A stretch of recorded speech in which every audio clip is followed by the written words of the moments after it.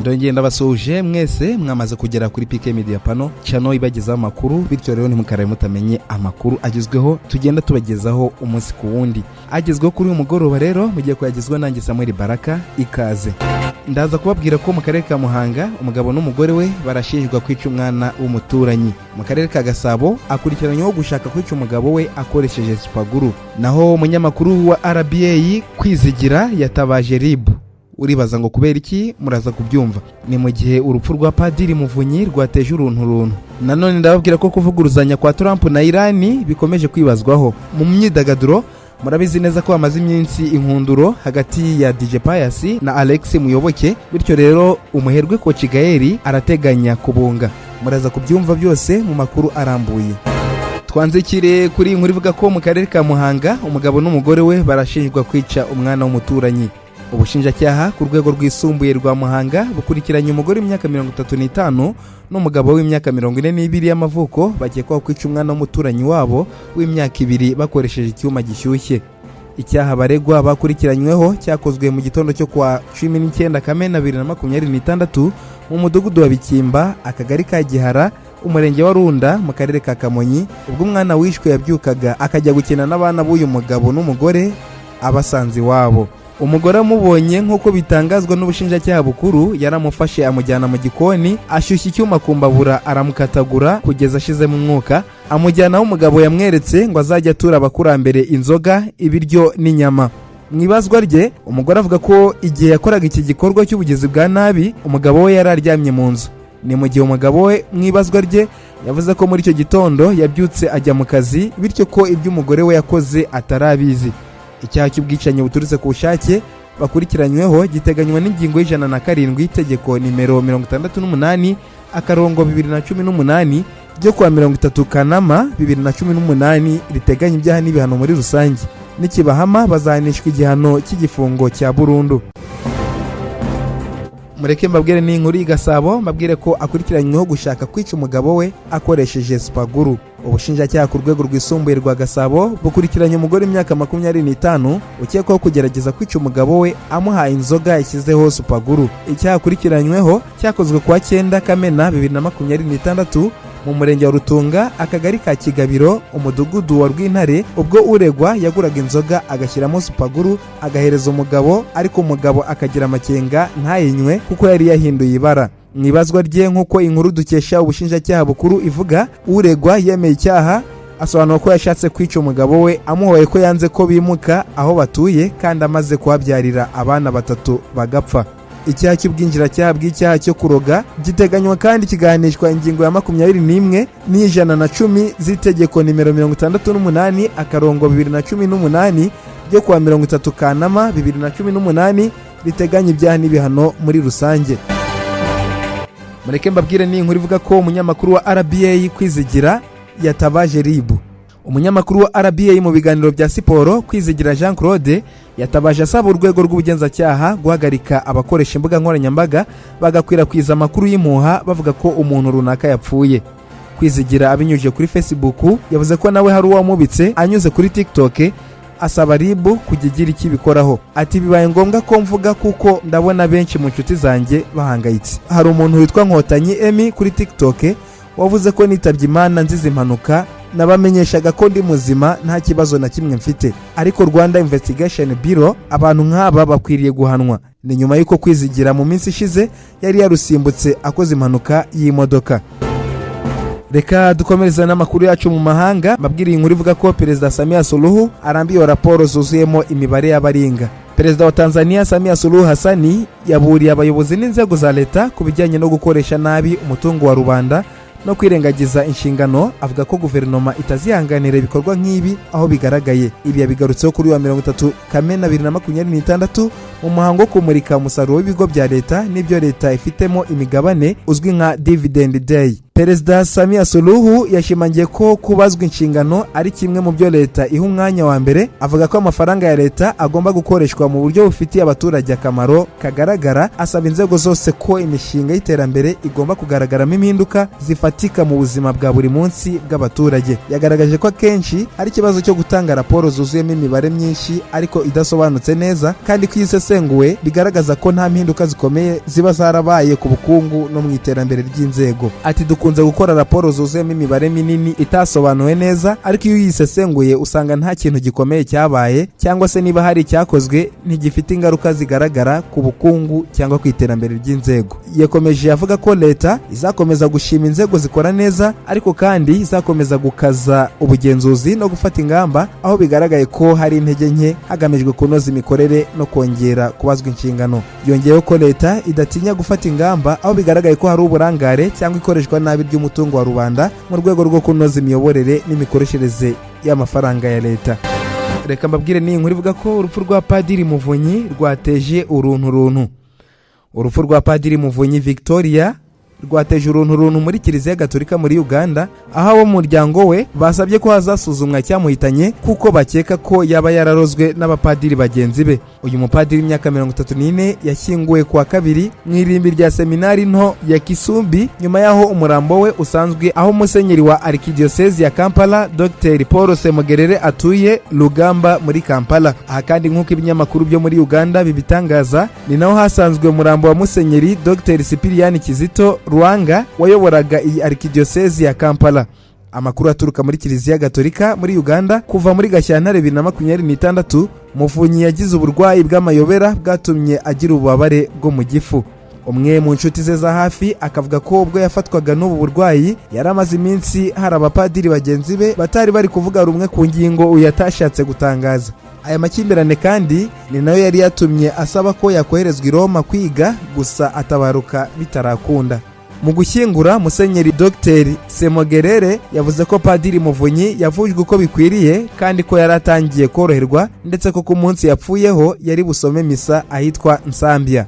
Musenyeri yavuze ko ubuyobozi bwa Kiliziya Gatolika muri Uganda bwamenye ko yari arwaye indwara ikaze, ko bari batangiye imyiteguro yo kumwohereza kwivuriza mu mahanga.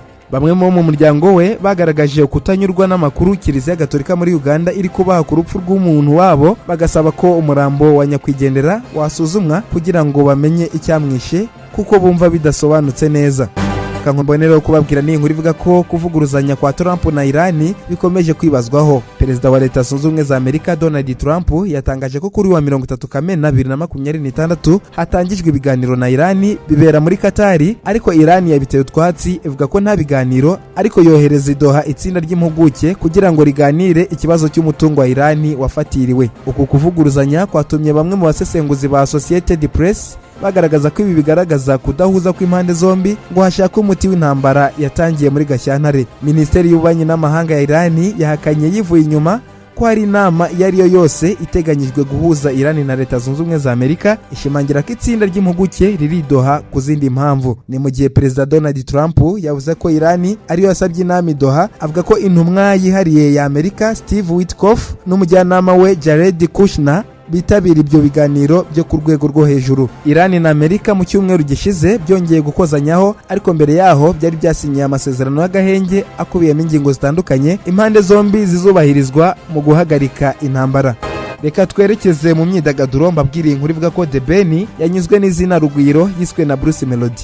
Umuhanzi The Ben yagaragaje ko izina Rugwiro yiswe na Bruce Melody ntacyo rimutwaye, mu gihe abakunzi b'umuziki bari batangiye kubifata nko kongera kubyutsa impaka no gutangiza guterana ubuse bitajya bibura hagati y'aba bahanzi bombi bafatwa nk'abambere mu gihugu. Ibi byaturutse ku mashusho Bruce Melody yashyize ku rukuta rwe rwa Instagram ku mugoroba w'ejo tariki 29 Kamena, agaragaza ubwo The Ben yagwaga ku rubyiniro mu karere ka Bugesera ubwo yaririmbaga mu gitaramo cya Summer Country Tour bahuriyemo na Kitoko kwa 27 Kamena 2026, ndetse n'igihe Alex Muyoboke yagwaga ubwo habaga ikiganiro n'itangazamakuru gitegura igitaramo cya The New Year Groove cyabaye ku ya mbere Mutarama uyu mwaka, yahuriyemo na Bruce Melody maze abita Rugwiro na Mugwaneza. The Ben atazuyaje yashyize hanze amashusho kuri Instagram ye yandika ati Rubavu Rugwiro araje, abazaniye Rugwiro ngo twese tugwirirane. Ibi bikaba ari byatumye abakunzi babo banyurwa n'uburyo The Ben yabyitwayemo, bakomeza kugenda bamugaragaza nk'umuhanzi ugira umutima mwiza. Aba bahanzi bombi bamaze igihe bihariye amakuru y'imyidagaduro by'umwihariko muziki nyarwanda, bari guhurira kandi ku rubyiniro mu bitaramo bisenguruka igihugu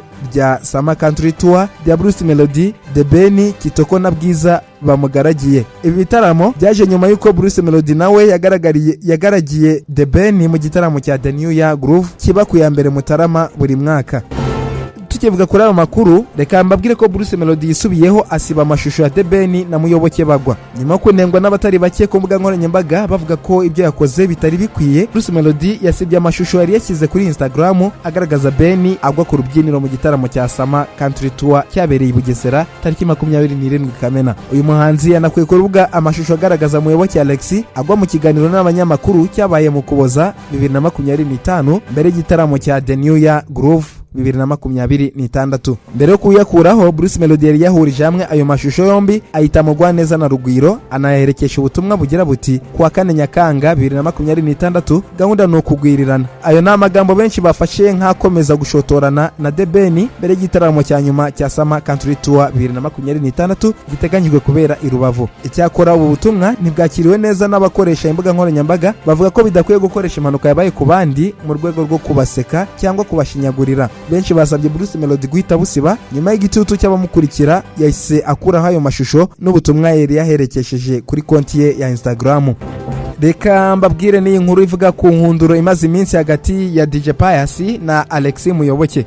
Coach Gael arateganya kunga Alex Muyoboke na DJ Pius. Umujyanama w'abahanzi Muyoboke Alex yashuwe ko umunyemari nawe ufasha abahanzi nyarwanda Karomba Gael uzwi nka Coach Gael ateganya kumwunga n'umuhanzi DJ Pius bamaze imyaka 8 batumvikana. Umwuka mubi hagati ya Muyoboke na DJ Pius wakajije umurego mu minsi ishize ubwo uwo mujyanama w'abahanzi yatangaje ko ari we wagize uruhare mu korwa indirimbo Agatako ya DJ Pius yafatanyije n'umunya-Uganda Jose Chameleone. Mu butumwa Muyoboke yashyize ku rubuga rwe rwa Instagram kuri wa 30 Kamena, yashimiye abantu bose bakomeje kumushyigikira ndetse n'abashyigikiye uruganda rw'imyidagaduro nyarwanda, agaragaza ko hari abantu bagize uruhare rukomeye mu kumufasha gufata icyemezo cyo guhagarika intambara zari zimaze igihe hagati ye na DJ Pius. By'umwihariko yashimiye Coach Gael avuga ko ari we wamwegereye baganira ku kibazo yaramaranye imyaka 8 na DJ Pius, aho yavuze ko inama yamugiriye zamufashije guhindura uko yabonaga ibintu. Yagize ati nyuma yo kunganiriza twagiranye ikiganiro cy'inyangamugayo ku kibazo maze imyaka 8 mfitanye na Rukabuza Pius. Ubwenge n'inama yampaye byatumye mbona ibintu mu buryo butandukanye.